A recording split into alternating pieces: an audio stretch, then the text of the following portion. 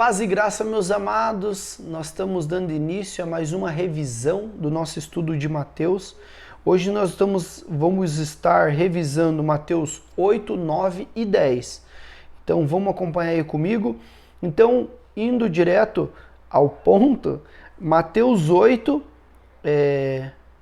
tem ali o teminha na NVI, a cura de um leproso. Então nós vemos ali que ele inicia, no 8, a partir do 1 ali, né?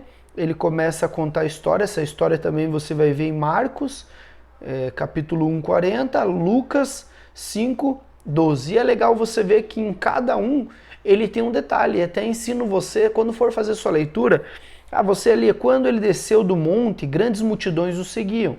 Um leproso aproximou-se dele e adorou de joelhos: Senhor, se quiseres, podes me purificar? Jesus estendeu as mãos, tocou nele e disse: quero, seja curado. Imediatamente ele foi purificado da lepra. Em seguida Jesus disse: olhe, não conte para ninguém, mas vá mostrar aos sacerdotes e apresente a sua oferta que Moisés ordenou para que sirva de testemunho. Então você vê aqui que Deus Jesus dá um comando e realmente a pessoa é curada na hora da lepra. E daí ele fala ainda, fica quietinho e não conte para ninguém. E daí, só que se você for ler ali, que eu iniciei falando em Marcos, em Lucas, você vai ver que alguns outros evangelhos dá um detalhe a mais, até para você que vai pregar a palavra, para você ter um entendimento do todo. Não é que a Bíblia se contradiz, mas é como você vai contar algo para alguém, ou vocês estão ali como testemunhas oculares de alguma coisa, algum fato que aconteceu. E se você pedir para 3, 4 pessoas contar, cada um vai ter a sua percepção do que viu. Então é mais ou menos isso que acontece. Então é por isso que é legal você ler e ler quando tem esse paralelo dizendo que tem nos outros evangelhos, você lê isso também. Eu estou lendo ela pelo celular, né? E tem aqui isso também, né? De mostrar nos outros. A próxima aqui é o centurião demonstra fé, está escrito aqui, e também tem essa história em Lucas 7:11. Nós vemos que esse centurião, ele tem tanta fé, por quê? Porque ele precisa de uma cura para o servo dele, e ele realmente fala: Senhor, eu creio que uma só palavra tua tem o poder de curar, então declara essa palavra. Então Jesus pega e fala para ele que a fé dele é grande, que ele não viu fé tão grande assim, né, em todo Israel. Vamos ver aqui se eu acho qual é a parte, que é um texto mais comprido. Não encontrei aqui, vou até grifar aqui, grifado. Ao ouvir isso, Jesus admirou-se, porque é aquilo que ele falou. Ele pega e fala antes: eu sou um homem que eu posso dizer a um vai, ele vai, vem, ele vem. Então ele entende a autoridade, que no 9 ele diz: pois eu também sou um homem sujeito à autoridade, e com soldados sob o meu comando. Diga a um vai, ele vai, a outro vem, ele vem. Diga ao meu servo, faça isso, ele faz. Ele entendia o poder da autoridade. E no mundo espiritual é isso. Aquele que tem mais autoridade tem poder. E nós sabemos que Jesus tem mais autoridade do que tudo. O nome dele está sobre todo nome. Não há nenhum nome maior que o dele, nem no céu, nem na terra, nem debaixo da terra. Então isso é maravilhoso. Então, ao Jesus ouvir isso, ele admirou-se e disse aos que seguiam: digo a vocês a verdade, não encontrei em Israel ninguém com tamanha fé. Então ele pega e diz que não encontrou em Israel uma pessoa com tanta fé como esse centurião. Então é maravilhoso quando esse cara continua e vai lá, ele como que eu posso dizer? Ele testifica que o servo dele foi curado naquele exato momento que Jesus disse: vá, a tua fé te salvou, né? Creia, a tua fé te salvou, perdão. Vai, ele está curado, né? O teu servo já está curado. Daí ali no 14 ele fala sobre o poder de Jesus sobre os demônios e as doenças. E aqui também tem em Marcos 1 e em Lucas 4. Daí ele diz ali que, entrando Jesus na casa de Pedro, viu a sogra desse de cama, com febre. Tomando-a pela mão, a febre o deixou. E ela se levantou e começou a servi-lo. Olha que legal, ele foi lá, ainda curou a sogra de Pedro, ela já se levantou e começou a servir ele. Ao anoitecer, foram trazidos a ele muitos endemoniados, e ele expulsou os espíritos com uma palavra e curou todos os doentes. E assim cumpriu o que fora dito pelo profeta Isaías. Ele tomou sobre si as nossas enfermidades e sobre si as nossas doenças. Então nós vemos que aqui Jesus começa a fazer muitos milagres, ele começa a fazer várias coisas. Aqui ele diz quão difícil é seguir Jesus. E também tem em Lucas 9. Quando Jesus viu que a multidão ao seu redor deu ordens para que atravessassem para o outro lado do mar. Então o mestre da lei aproximou-se: Mestre, eu te seguirei por onde quer que fores. Jesus respondeu: As raposas têm as suas tocas, as aves têm os seus ninhos, mas o Filho do Homem não tem onde repousar a sua cabeça. Outro discípulo disse: Senhor, deixa-me ir primeiro sepultar o meu pai. Mas Jesus disse: Siga-me e deixe que os mortos sepultem os seus próprios mortos. Ou seja, meu amado, se você quer seguir Jesus, siga. Não coloque empecilhos. É isso que o Senhor está dizendo. E nós vemos em outros textos que ele se aprofunda mais sobre isso. E às vezes nós queremos fazer várias coisas, mas Deus manda você ir fazer, sabe? Então você precisa ir fazer, servir. E aqui no 23, Jesus acalma a tempestade. Entrando ele no barco, seus discípulos seguiam. De repente, uma violenta tempestade abateu sobre o mar, de forma que as ondas inundaram o barco. Jesus, porém, dormia. Os discípulos foram acordá-lo, clamando: Senhor, salva-nos, vamos morrer. E ele perguntou: Por que vocês estão com tanto medo, homens de pequena fé? Então ele se levantou e repreendeu os ventos e o mar, e se fez completa bonança.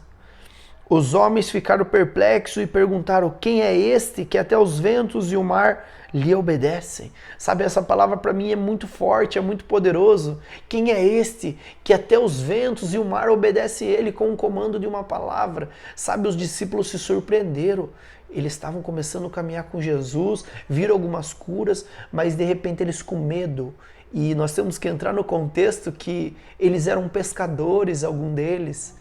Eu acho que 4, 5 deles eram pescadores que já estavam acostumados com aquilo e mesmo assim estavam com medo. E de repente ele dá uma ordem para o mar, ele dá uma ordem para o vento e tudo cessa. E faz uma tremenda bonança, aonde tudo fica tranquilo. E eles falam: Quem é este que até o mar, até os ventos lhe obedecem? É forte demais. E aqui no 28 ele faz a cura de 2 endemoniados. Então nós vemos que Jesus cura eles, mais 2 endemoniados. É aqueles que ele fala para ir nos porcos, Ele fala: então vão para os porcos. Eles pedem, sabe? Se você for nos expulsar, então mande ao menos nesses porcos. E ele manda para os porcos e eles caem precipício abaixo e morrem afogados. Os que cuidavam dos porcos fugiram e foram à cidade contar tudo, inclusive o que acontecera aos endemoniados. Toda a cidade saiu ao encontro de Jesus. Quando viram, suplicaram que saísse do território deles. Então nós vemos que Jesus era poderoso. Ele falava: Ei, não conta para ninguém. E aquilo mesmo assim se espalhava, porque assim era necessário que acontecesse. Então agora vamos lá, assim finaliza o 8, vamos para Mateus capítulo 9. Já continua sua sessão de cura, digamos assim, onde Jesus começa a curar muitos. Aqui ele cura um paralítico, que também tem em Marcos e tem em Lucas.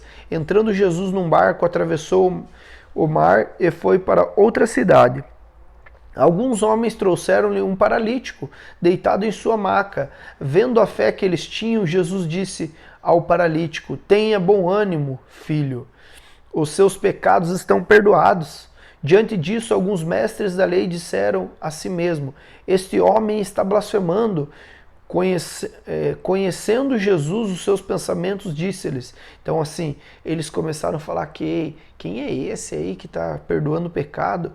Só que Jesus, conhecendo seus pensamentos, ou seja, usando do dom da palavra de revelação ou sabedoria, ele sabia os seus pensamentos. Por que vocês pensam maldosamente em seu coração? Jesus falou para eles. Que é mais fácil dizer? Jesus questionou. O que é mais fácil dizer? Os seus pecados estão perdoados? Ou levante e ande? Mas para que vocês saibam que o Filho do Homem tem na terra autoridade para perdoar pecados, disse ao paralítico, levante-se, pegue a sua maca e vá para casa. E ele se levantou e foi. Vendo isso, a multidão ficou cheia de temor e glorificou a Deus que dera tal autoridade.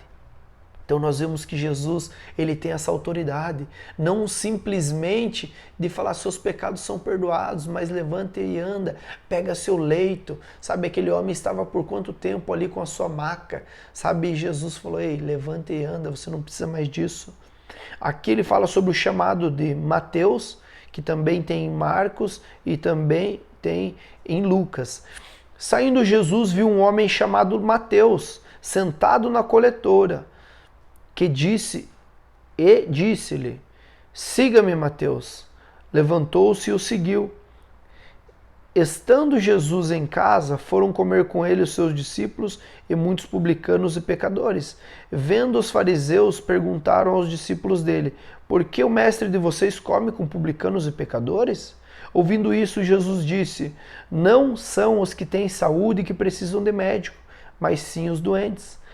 Vão aprender o que significa desejo misericórdia, não sacrifício, pois eu não vim chamar justos, mas pecadores. Olha que maravilhoso isso, Jesus diz, eu não vim chamar os justos, mas os pecadores, eu chamar os pecadores ao arrependimento, eu vim para aqueles que precisam, e às vezes você, aplicação dessa mensagem aí para você. E às vezes você está ali todo confortável na tua igreja, todo confortável na tua casa, é estruturada, mas ei, você tem olhado para o próximo? O que você tem feito para as pessoas que precisam de verdade? Os doentes que Jesus falou, eu não vim para os justos, mas eu vim para os pecadores, eu vim para os doentes, aqueles que precisam de médico, precisam de cura, transformação na alma, sabe? Então, em nome de Jesus, que você possa realmente tocar a vida dessas pessoas. Então, aqui prosseguindo, Jesus é interrogado acerca do jejum. Aqui, novamente, né, os mestres da lei, os fariseus ficavam perguntando, né, por que os teus discípulos, ele inicia dizendo, então os discípulos de João vieram perguntar, por que nós e os fariseus jejuamos, e os teus discípulos não? Jesus respondeu, como podem os convidados do noivo ficar de luto enquanto o noivo está com eles? Virão dias que o noivo lhe será tirado, então eles jejuarão. Ninguém põe remando novo em pano velho, e ele começa a trazer esse segmento. Mas aqui, falar a verdade, os discípulos de João especificamente chegam, ei, por que nós, discípulos de João, jejuamos e os fariseus também, mas os teus discípulos não? Estão aí se divertindo, comendo nessa festa? Talvez isso ali era perto aonde, né, quando Mateus ele foi ali, né, o coletor de imposto, ele foi lá, além de começar a seguir Jesus imediatamente, ele deu uma festa, né, para Jesus. Jesus estava ali com os pecadores, com a galera, e talvez ou era nessa fase, ou era em algum momento assim, porque Jesus gostava de confraternização, Jesus gostava de um PG, de um pequeno grupo, onde tinha aquele tempo de mesa ali, onde eles comiam, bebiam. E ele chegou, mas por que os teus discípulos não jejuam? E ele falou isso, ei, vai chegar uma hora que eu vou ser tirado deles. Por enquanto eles estão aqui aproveitando de mim, mas vai chegar uma hora que eles vão jejuar. E essa hora é nós precisamos jejuar, porque o mestre foi tirado de nós. Então aqui até um incentivo para nós jejuarmos, né? Porque nós não temos Jesus aqui, nós temos o Espírito Santo de Deus que nos ajuda, nos consola, mas nós precisamos pegar esse hábito do jejum. Agora aqui no 27 é a cura de 2 cegos e um mudo. Saindo Jesus dali, 2 cegos o seguiram, chamando, Filho de Davi, tem misericórdia de nós. Entrando ele em casa, os cegos se aproximaram e ele lhe perguntou, vocês creem que sou capaz de fazer isso? Eles responderam, sim, Senhor. E ele, tocando os olhos deles, disse: que seja feito segundo a fé que vocês têm. A visão deles foi restaurada, então Jesus os advertiu severamente. Cuidem para que ninguém saiba disso. Eles, porém, saíram e espalharam a notícia para toda a região. Eu estou rindo porque Jesus fala, não conta, e todo mundo conta. Enquanto eles se retiravam, foi levado a Jesus um homem endemoniado que não podia falar. Quando o demônio foi expulso, o mudo começou a falar, a multidão ficou admirada e disse, nunca vi nada parecido em Israel. Mas os fariseus diziam, é o príncipe dos demônios que ele expulsa. Então eles estavam aqui também blasfemando contra Jesus, dizendo que era pelo príncipe dos demônios, Belzebu, que ele expulsava aquilo ali. Porque eles nunca tinham visto aquilo, como que essa pessoa vai, cura o cego, de repente vem um endemoniado, ele também liberta. Então eles estavam todos ali desesperados. E aqui no 35, Jesus ia passando por todas as cidades e povoados, ensinando nas sinagogas, pregando as boas novas do reino e curando todas as enfermidades e doenças. Ao ver as multidões, teve compaixão dela, porque estavam aflitas, desamparadas, como ovelhas sem pastores. Então aqui nós vemos que Jesus começou a ir pregar nas igrejas, começou o ministério dele a se acender, a agenda estava cheia, e ele estava ali vendo que eles estavam como ovelhas sem pastores, porque eram pessoas que não estavam vivendo aquilo que estava sendo pregado ali, ou estavam ali por estar, como nós vemos muitas igrejas no dia de hoje.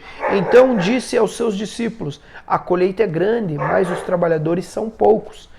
Peçam, pois, que ao Senhor da colheita envie trabalhadores para a sua seara. Então nós vemos assim, que o Senhor já chegou falando para ele que tem muitas pessoas precisando, mas poucos trabalhadores.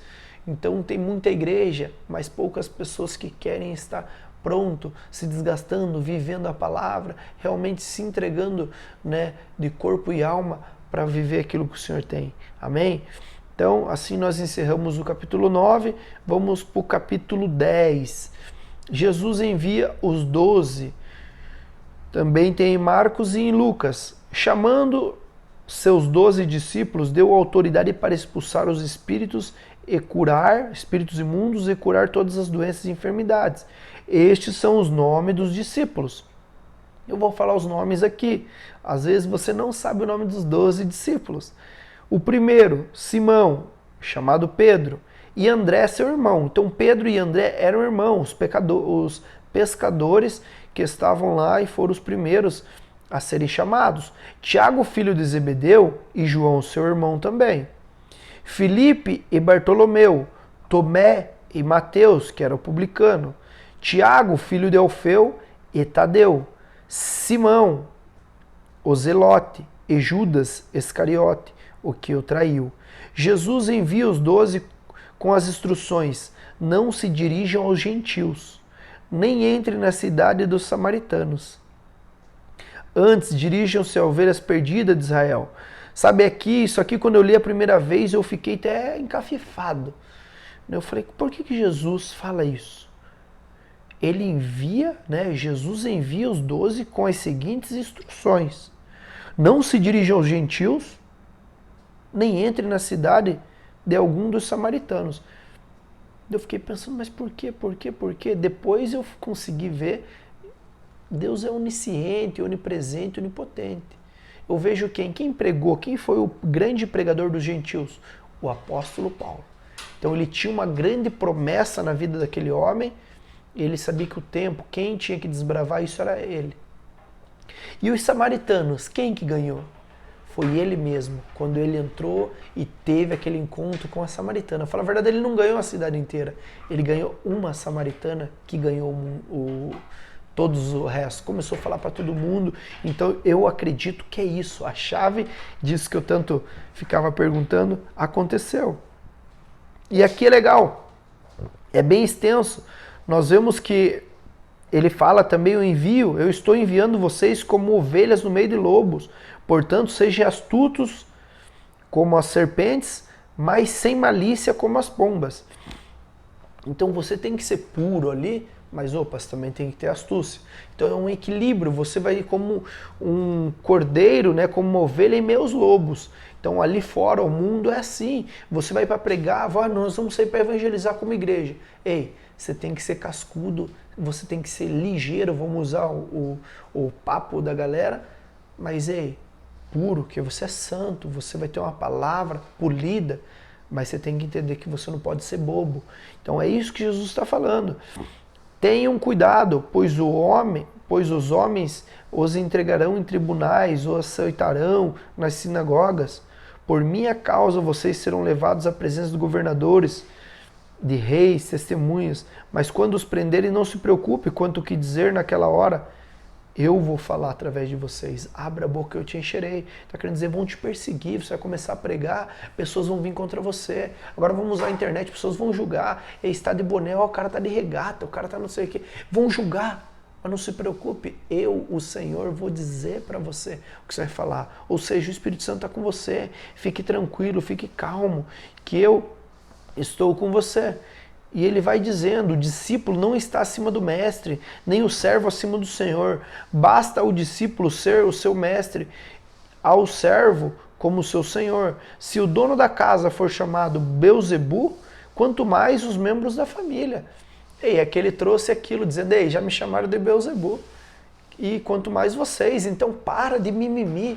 Para de ficar chorando por alguma coisa, achando que é só você que está sendo perseguido. Ei, o mestre já foi perseguido. Para com isso, sabe? Ai, mas eu sou sentimental, eu sou isso. Ei, chega, você não é mais isso. Você deixa aos pés da cruz isso e tem que buscar um temperamento equilibrado. Você tem que ter um pouco de cada coisa. Amém? E daí ele vem falando um monte de coisa. Continua falando, quem pois confessar, né? Primeiro ainda ele diz assim, até os cabelos das vossas cabeças estão todos contados, ou seja, ele está dizendo, eu estou no controle de tudo, portanto não tenho medo, vocês valem mais do que muitos pardais, porque depois ele fala dos pardais ali anteriormente, quem pois me confessar diante dos homens, eu também confessarei diante do meu Pai que estás no céu, mas aquele que me negar diante dos homens, eu negarei lá nos céus. Não pensem que eu vim trazer paz na terra, mas eu vim trazer a espada. Pois eu vim para fazer com que o homem fique contra o pai, o filho contra a mãe, a nora contra a sogra. Os inimigos do homem serão os da própria família. Sabe, quando eu vi isso aqui, eu falei, meu Deus, Jesus veio para trazer espada. Eu não vim para trazer paz, ele falou. Não vim. Ali, ó, tá na palavra, meus amados. Cadê? Não pense, no 34, grifa aí, não pense que eu vim trazer paz à terra. Não vim. Não vim trazer paz, eu vim trazer espada. Espada, dividir. Quando ele fala da espada de dois gumes, o que? Ela divide alma e espírito, junta e medula. E aqui ele está falando que os seus inimigos serão os da própria casa às vezes. Porque vai um contra o outro, porque se você está servindo o Senhor e o teu familiar e contra, ele falou, fique com a palavra. Claro que você tem que ter sabedoria para ganhar, não seja bobo de querer, sei lá, tua mãe é católica, vou quebrar o santo ali, vou fazer isso. Não seja religioso. Saiba que no tempo certo ele vai fazer grandes coisas. E ele fala depois, quem ama o pai ou a mãe mais do que a mim, não é digno de mim. Quem ama mais o seu filho ou sua filha mais do que mim, não é digno de mim. Quem não ama, quem não toma a sua cruz e não me segue, não é digno de mim. Quem acha a sua vida, perderá. Quem perde a sua vida por minha causa, a encontrará. Ou seja, se você quer ganhar a vida, você vai ter que perder ela por causa de mim. Ou seja, ei, ama eu acima de todas as coisas. Se você me quer, nada mais te importa. Sabe, ele está querendo dizer que ele tem que ser o primeiro. Aqui, em outras palavras, ele está dizendo, eu tenho que ser o primeiro. Não de uma forma religiosa, meus amados. Se você pegar isso aqui literalmente, você fica um bitolado, um abobado, com o perdão da palavra, querendo ali fazer tudo, tá o dia inteiro na igreja, faz um monte de coisa e acaba que deixa as pessoas do seu lado, deixa de viver. Mas se essas pessoas do seu lado, que você ama e você precisa amar, estão atrapalhando crescimento com Deus, ei, você não é digno dele. Então você não pode pôr eles acima do Senhor.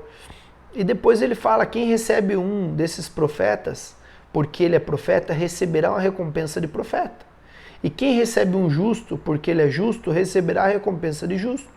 E se alguém der, mesmo que seja apenas um copo de água fria a um desses pequeninos, porque ele é meu discípulo, eu os asseguro que não perderá a sua recompensa.